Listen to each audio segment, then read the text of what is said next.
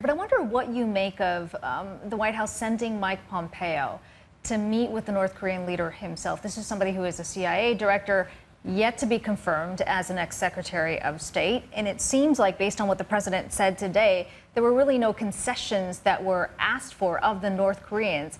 He didn't walk away with much. Well, I don't know about that. I mean, if you think about what has happened just in general between the U.S. and North Korea, President Trump has really disrupted, what has gone on for the last few decades. And I think the Secretary nominee, Pompeo's move was very much the right one. The reports I saw, he did raise issues such as there's 3 Americans imprisoned unfairly in North Korea. And so some of those issues were raised. But I think it's that slow, gradual process towards getting the summit organized. We need a date for it. We need a location for it. And clearly you have to have meetings for it to move forward. So I don't think that weekend, that Easter Sunday visit was necessary about getting a concession right there. But North Korea has already conceded quite a bit. If you look at what has happened so far, North Korea used to say, we're not going to talk about their nuclear weapons. We're not going to talk about so many things. Trump has achieved that so far. But this is somebody who could be the next Secretary of State. I mean, up front, sending him to meet with the North Korean leader, isn't that already giving North Korea something that they wanted?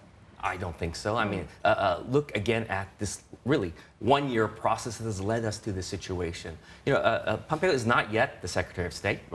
He is now head of the CIA in a way, and then moving on to this new post if confirmed by the U.S. Senate. But very clearly, a lot of work needs to be done before this summit takes place. I think it was the right move for President Trump. The president on the pulpit on the rostrum at the press conference there, said, "I'll walk away." Just to, he has to say, throw in a few tough tough guy lines in there. But I mean, if he sent Pompeo over there, presumably, I don't know what he flies. I'm assuming it's like a U.S. Marshal Service or something. People knew what that plane was. The Chinese knew that he was headed there. Somebody knew that an American plane was landing in Pyongyang. It seems like there are a lot of parts that are kind of falling into place ahead of this summit. I mean, the chances of it being pulled off and going well would outweigh the chances of a negative outcome, wouldn't you say? I think what we've seen is a very unpredictable North Korean leader. So clearly that is our hope. And remember, there's some critical things happening even before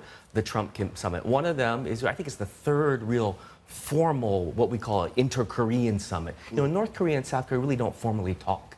They've had 2 of these inter-Korean summits. And the next one, the third one, is going to take place end of this month. So very clear there's some critical things happening in this region. Really, Asia is on the move. Asia is in transition. When we talk about geopolitics, this is one of the critical issues that all the nations in the region need to get a handle on. Hey there, thanks for checking out CNBC on YouTube. Be sure to subscribe to stay up to date on all of the day's biggest stories. You can also click on any of the videos around me to watch the latest from CNBC. Thanks for watching.